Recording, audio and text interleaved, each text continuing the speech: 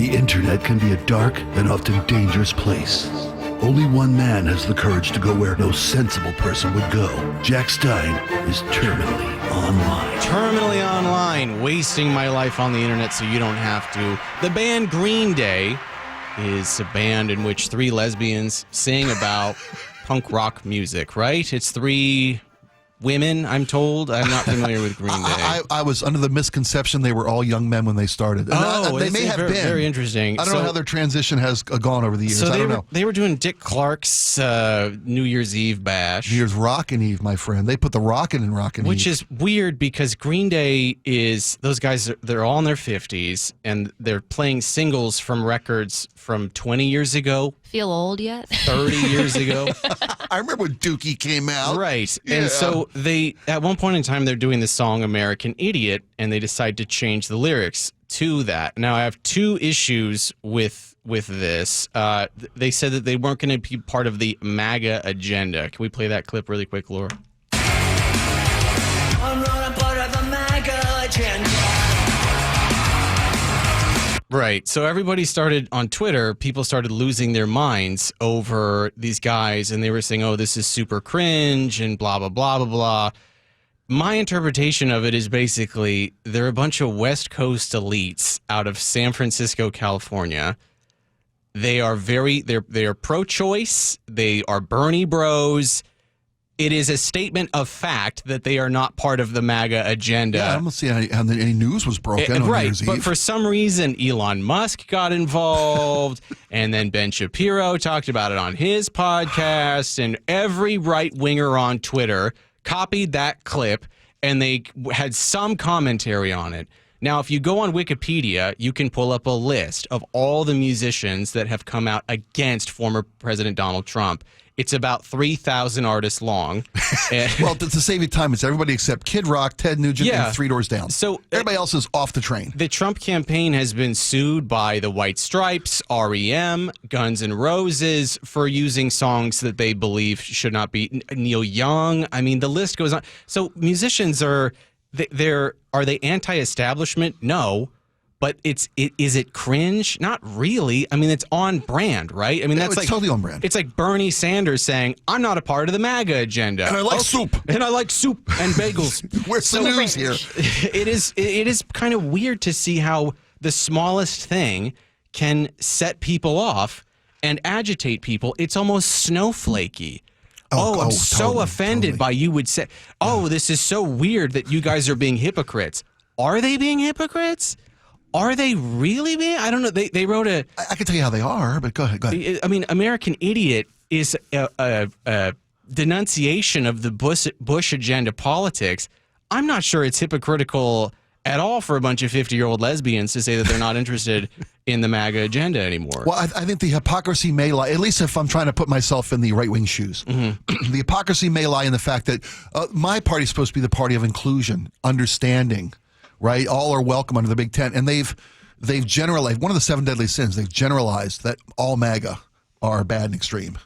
That's not my read of it. I'm just trying to put, the shoes don't fit, I'll give you that, but I'm trying to see their point of view. I think it's trying to be mad at anything that's a fact. Perceived to be counterculture. I'm not part of the MAGA, I'm not part of the MAGA extremist violence. That'd been a better lyric. Right. You know. So the other thing about this, though, is that song, this is going to be a weird tangent for me to go on, but that song, American Idiot, again, that came out 20 years ago, right, off the album American Idiot. Wow. And that song is a ripoff of another song. Have you heard of the paper ceiling? It's a barrier that prevents workers from progressing in their field without a bachelor's degree or a master's degree. I experienced it myself, and I went back to university to break through the paper ceiling and get the salary and the position that I feel I deserved. WGU's College of Business designs its bachelor's and master's degree to keep up with the speed of business through ongoing industry collaboration to ensure the skills you gain are the skills employers value most. Go to wgu.edu to start advancing your career today. So can we play the riff from American Idiot? Can we just hear that really quick? Right? Pretty generic. 15-year-old me, 16-year-old me. Man, I'm fighting the system with these millionaire lesbians. I'm fighting. And I can learn that riff in 3 minutes. Right, exactly.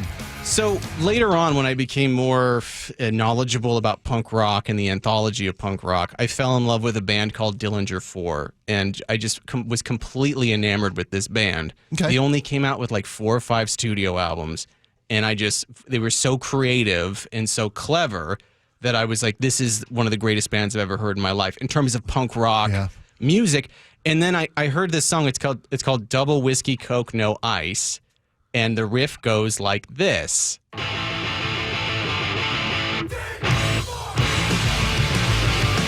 Oh, wait a minute, I recognize that. Oh, I recognize that, right? Oh, holy cow. The problem is that Double Whiskey Coke No Ice came out. We can kill it. I think he swears at a certain point in time. But so that song came out like 5 or 6 years before Green Day. And then the plot gets even thicker because Green Day actually is friends with the guys from Dillinger 4. And Dillinger 4 actually opened for Green Day while they were promoting that record Versus God. Ooh. And then I find out that Green Day had to settle out of court to the guys in Dillinger 4 over the use of that riff. Oh, did they? That's They great. settled out of court. So the thing is that everybody's so upset about Green Day saying that they're not a part of the MAGA agenda.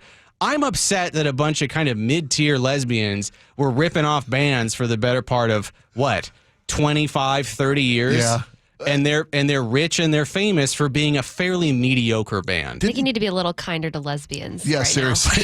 Now. The text lines explode. Okay, what's her name? Linda Perry from Four Non Blondes is a much more talented lesbian than Billy Joe from Green Day. That's safe to say. Right? That's without doubt. The ladies from Boy Genius, in my humble opinion, better songwriters, better singers, better production than Green Day. I saw them for the first time, by the way. Boy So Genius. good. And so good. Yeah, the I'm modern surprised. lesbian, which is Yeah. a bisexual. Well, thank you good. so much. I Yeah. appreciate that clarification. Didn't Green Day ride American Idiot all the way to Broadway? I mean, they made a ton They made of cash. a ton of money on it. Cash. And what's funny is that when you're counterculture and you try to market yourself at counterculture, you're going to make a lot of counterculture dollars, and then you become the thing that you hate. So you put the count in counterculture? Is Yeah, that what you're exactly. saying? Yeah. So these guys are all millionaires. I don't know how many times over. Tons. And they've got to be worth so much money, and they're out there singing about being anti-establishment. That's the cringe part about it. They are the establishment. Well, I don't know how the band breaks down their dynamic, because a lot of bands will spread the wealth, but a lot of bands, the guy who writes the music makes all the taters. That's probably the way it works. Is it Billy Joe's a multimillionaire 10 times over than the other two guys, Trey Cool and whoever, are they just Mike Dirnt. They're scraping by? Yeah, and I just think that it's easy to point to those guys and say that lyric is bizarre and awkward because they do support what we could consider to be like a neoliberal agenda. You know what I mean? It is. Yeah. These guys aren't exactly, they're not exactly like the guys from Rage Against the Machine who are talking about NAFTA. And you know what I mean? They're not exactly, true. Right, they're not exactly writing love songs to Che Guevara. I'm just saying that if you want to be, I hate to gatekeep in this way, but if you want to engage in counterculture, there's a certain ceiling that you have to not approach, and that's the ceiling where you're playing stadiums, right? And you know what I'm saying? We're licensing your music to Broadway shows. That's what I'm saying. Is that then you are the culture, and you have become the thing that you are supposedly against, right? I think it's a reasonable gate for you to keep. I think it's a very reasonable ask. We're setting the bar pretty damn high. Right, exactly. I would say that someone like Neil Young has been counterculture almost the entirety of his career, right? Absolutely. I would say that there are other artists that have done a really great job of demonstrating this kind of I'm not going to play by your rules. Nick Cave, I think, is another really good example of that. Yes, he is. People who just kind of make their own records and do what they want to do. Yep. Tom Waits, another great example. Yep. Green Day, not a great example. No. They are the culture. You're playing, what is it? Dick Clark's Rockin' New Year's Eve. Yeah, they probably made like $500,000 for a 3-minute song. That's what I'm saying, right? my friend. Yeah, it's hard That's to pitch.